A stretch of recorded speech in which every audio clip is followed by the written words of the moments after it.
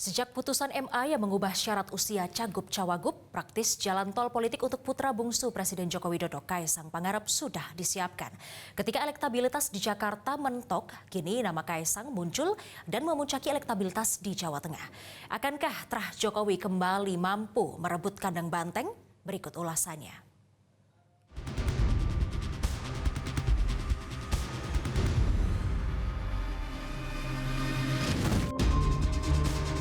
Akhir-akhir ini Kaisang Pangarep terpantau rajin melakukan belusukan untuk menemui warga. Pilkada 2024 yang semakin dekat mendorong putra bungsu Presiden Joko Widodo ini untuk mendekatkan diri kepada konstituen karena Kaisang sudah melempar sinyal akan maju di Pilkada Gubernur dan Wakil Gubernur. Nama Kaisang muncul ketika Mahkamah Agung secara mengejutkan mengubah pasal 4 ayat 1 huruf D PKPU nomor 9 tahun 2020 yang semula berbunyi calon gubernur dan wakil gubernur paling rendah berusia 30 tahun terhitung sejak penetapan calon menjadi terhitung sejak pelantikan pasangan calon terpilih. Analis politik secara tegas menyebut pasal itu memang secara spesifik ditujukan untuk membuka jalan bagi Kaisang untuk maju sebagai cagup atau cawagup.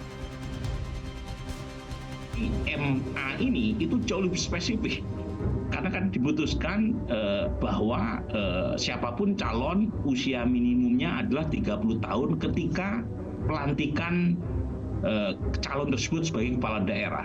Nah, usia Mas Kaisang sekarang itu nyaris 30 tahun. Tetapi pada saat pilkada tanggal 27 November itu beliau belum berusia 30 tahun.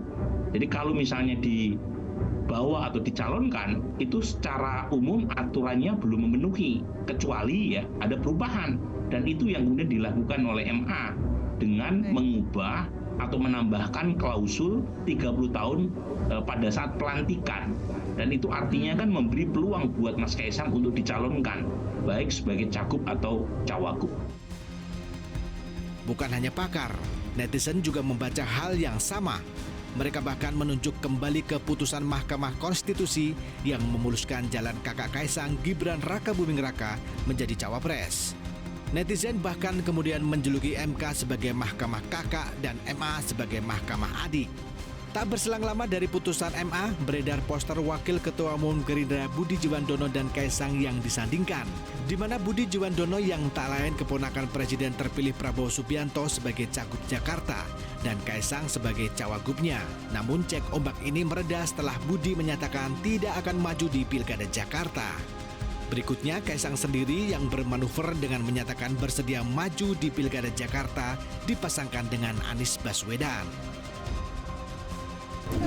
Kalau untuk disandingkan, ini kalau ini aja ya, ini kan saya belum bisa, saya juga kan belum dicalonkan juga, dan kalau misalnya ngelihat survei ya paling realistis dengan Pak Anies. Tapi pandangan Mas Kaisang terhadap sosok RK dan sosok Anies itu seperti apa, Mas? Sama-sama baik, semuanya orang hebat. Pak Anies kan kemarin juga salah satu calon presiden juga. Saya suka nonton dulu Desa Anies, itu juga bagus. Namun kesediaan Kaisang untuk berpasangan dengan Anies itu secara tidak langsung dipatahkan oleh Anies sendiri dengan cara mengkritik putusan MA yang mengubah aturan soal batas usia cagup cawagup. Menurut hemat kami, sekarang kita serahkan bagaimana itu kabinet yang kami menurut saya yang disebut sebagai aturan lain itu tidak diubah-ubah dalam perjalanan. Itu nanti main catur, tengah-tengah main catur, aturannya diubah, repot ya. Oke. Sementara itu, survei elektabilitas di Jakarta masih didominasi nama Anies Baswedan dan politisi PDIP Basuki Cahayapurnama alias Ahok. Meski dengan sejumlah manuver, nama Kaisang tidak bisa lagi diangkat secara signifikan di Jakarta. Tiba-tiba, Lembaga Survei Indonesia atau LSI merilis hasil survei terbaru. Dalam survei LSI ini, Kaisang Pangarep unggul di Pilkada Jawa Tengah. Kaisang bahkan mengungguli Kapolda Jateng Irjen Ahmad Lutfi yang digadang-gadang bakal maju Pilkada Jateng 2024. Direktur Eksekutif LSI Jayadi Hanan menjelaskan, dalam simulasi 6 nama, Kaisang Pangarep unggul dengan perolehan 25,6%, disusul dengan Kapolda Jateng Irjen Pol Ahmad Lutfi dengan perolehan 16,1%. Di posisi ketiga ada nama Wagub Jateng periode 2018 hingga 2023 Tats Yassin 13,4%, disusun politisi PDIP Bambang Murianto atau Bambang Pacul 9,7%, politisi Gerindra Abdul Wahid 6,2%, dan terakhir adalah mantan ajudan Prabowo Subianto Sudaryono dengan perolehan 6%. Menurut Jayadi, salah satu alasan Kaisang unggul dalam survei karena dianggap berasal dari keluarga tokoh politik. Kemudian kalau Kaisang itu alasan utamanya memilih Kaisang itu adalah berasal dari keluarga tokoh politik atau tokoh masyarakat. Nah, seperti dugaan kita kan. Sementara juga banyak yang memilih Kaisang karena belum tahu nama lain.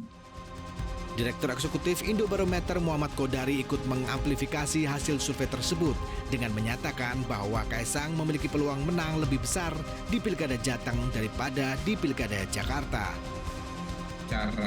Secara elektabilitas, secara potensi suara, KP itu justru punya peluang di Jawa Tengah. Apalagi kalau kita bicara peta pertarungan di Jakarta, kelihatannya memang lebih berat dibandingkan dengan di Jawa Tengah. Di Jakarta ada petahana namanya Anies Baswedan, sementara di Jawa Tengah itu tidak ada petahana. Dan nama-nama yang muncul notabene nama-nama yang barangkali sebagian adalah wajah-wajah baru.